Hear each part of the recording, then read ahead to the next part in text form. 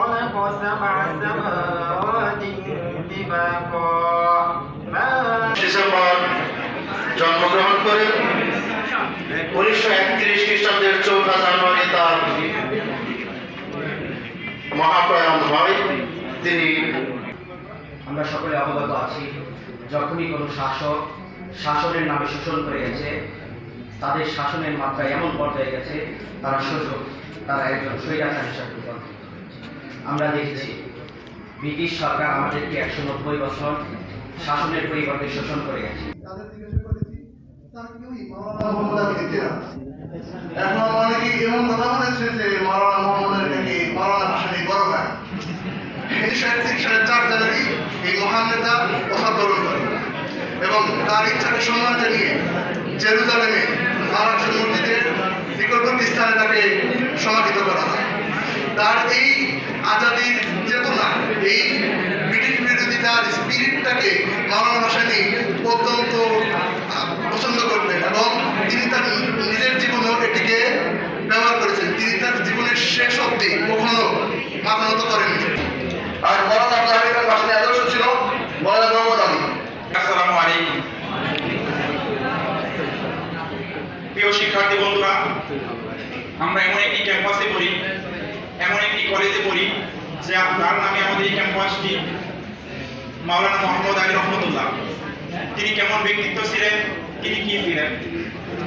আমরা যদি মাওলানা মোহাম্মদ আলীকে পৃথিবীর ইতিহাস থেকে মুছে ফেলতে চাই, তাহলে আমরা ভারতীয় উপমহাদেশের যে স্বাধীনতা, সেই স্বাধীনতাকেই মুছে ফেলতে হবে। এটা হতে দিতে চাই না, আমরা এটা হতে দিতে পারি না। আমাদের কোনো শিক্ষার্থী নেব, কোনো দল, কোনো গোষ্ঠী আর ব্যক্তিকেন্দ্রিক কোনো চিন্তা চাপিয়ে দেওয়ার জন্য পর্যন্ত চেষ্টা করে আমাদের শিক্ষকদের নিকট আবেদন থাকবে, আপনারা সেগুলোর ব্যবস্থা নেবেন। কতটুকু মনোযোগী ছিলেন তোমরা, আমি খেয়াল করি সেটা কথা বলছে শুধু। এই মোহাম্মদ আলী জওহর কত সালে কত তারিখে জন্মগ্রহণ করেন? হাত তোলো দেখি, কয়জন হাত তোলা আমি একটু খেয়াল করি। এখানে 2জন মেয়ে এবং 1জন ছেলে হাত তুলেছে। মেয়ে বলো বলো একটু। 1810-এ তার সংগ্রামী জীবনের ইতিবৃত্ত প্রজন্ম পরম্পরায় উদ্ভূত প্রেরণা, উদ্দীপনা ও চলার পথের বাধা হয়ে থাকবে। আমরা তার বিদিকে আপনার মান ফেরা কামনা করছি। এই কলেজে প্রথম এবং পাশাপাশি শিক্ষার্থীদের যে উপস্থিতি, ইতিপূর্বে আমরা সবসময় কোনো আলোচনা অনুষ্ঠানে হতাশ থাকতাম।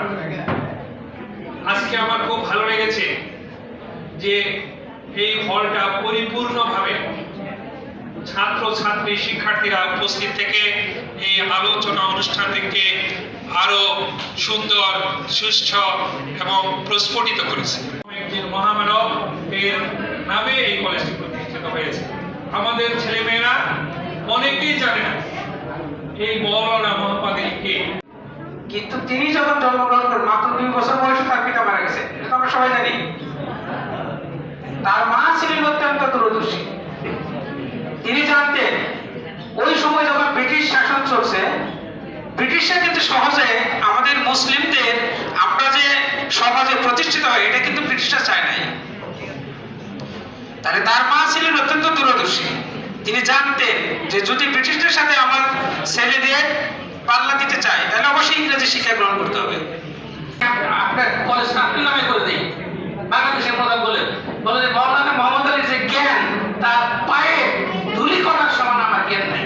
কাকবাড়ি পরগনার যে শাসক শাহজাহান রহমতুল্লাহ আলাইহি